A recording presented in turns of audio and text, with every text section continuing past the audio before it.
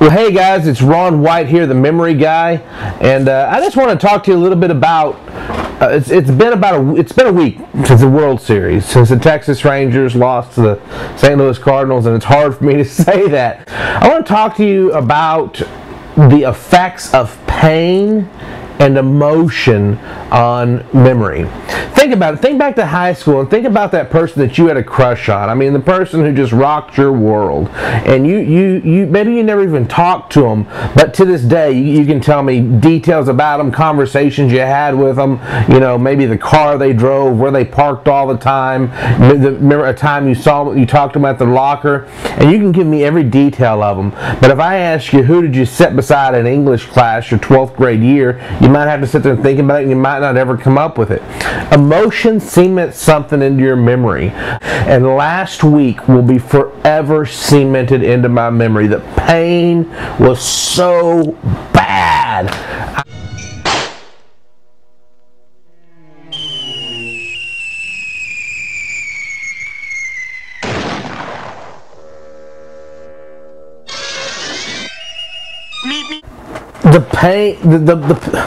The pain was so bad for me that I don't even know where my lucky shirt is right now.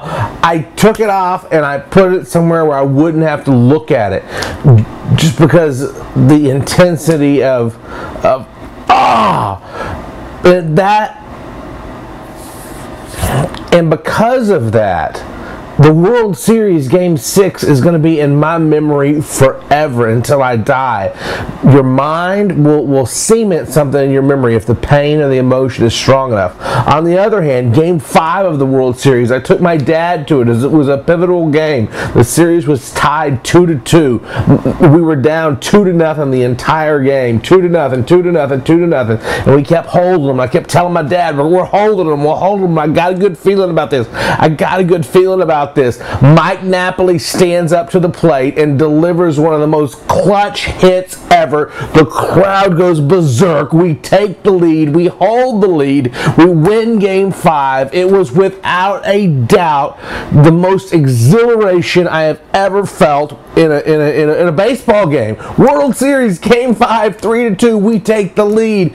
The place went nuts. Listen to this video. The person that you hearing chanting, Napoli, Napoli, that's me. I can't even stand up straight because I'm going so crazy.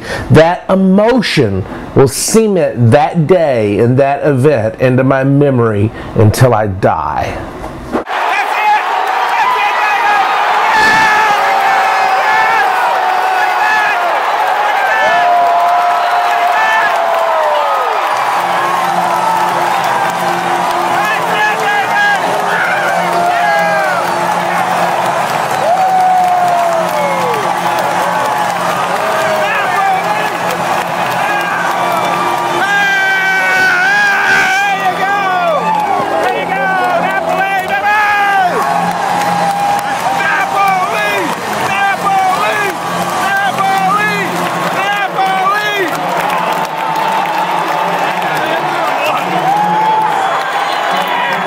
I cheered so loud and so crazy, and I jumped up and down. I fell down onto the row of people in front of us, and I had no alcohol in me. It's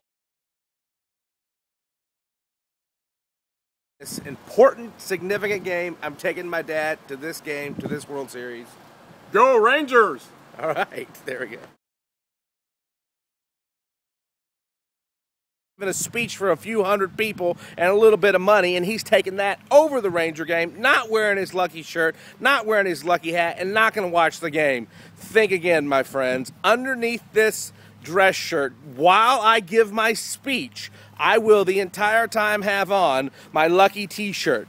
Texas Rangers shirt intact with mustard stains and ketchup stains and beer stains in my suit jacket the entire time I give my speech. I will have my hat. As soon as the speech is over at 5:15, I've arranged for a limousine car to pick me up, zip me to Hobby Airport, get me on a 45-minute flight to Fort Worth where I can land, drive, and watch the game and watch the victory at home with my friend wearing my shirt. When the Rangers win the World Series, they will win the series 4-2, Game 6 tonight.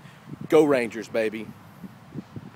When I landed at Dallas, I was so excited. I had my backpack on, I had my iPhone, and I was watching the game, and I was watching the game on my iPhone, and I was running my car. I get in my car, I speed to downtown Fort Worth, I go to my favorite hangout, Jake's Hamburgers, and I'm sitting there watching the Texas Rangers get ready to win the World Series. Napoli Feliz is on the mound, our star closer, 2 outs, 2 strikes, and then heartbreak happens.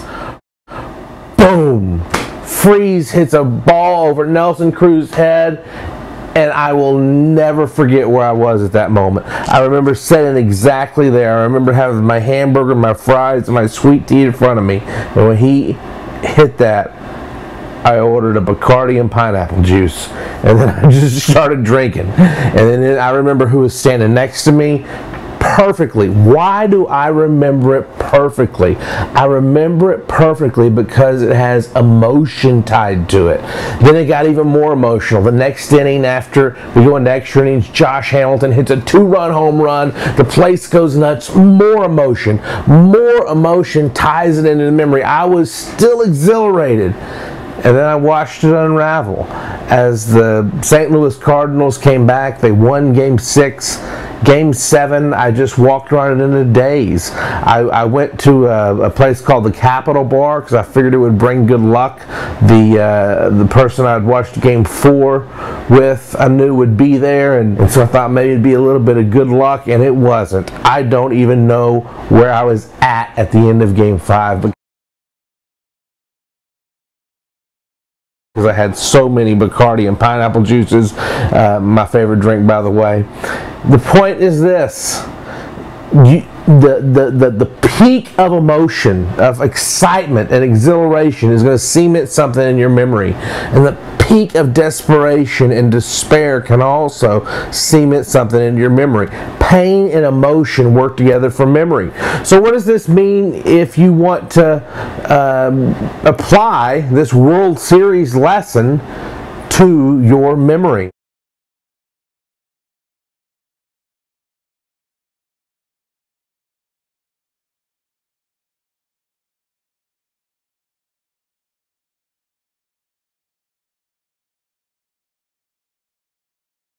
The next time you want to memorize something, even if it's your school notes, a name, a number, a speech, or whatever it is, turn it into a picture.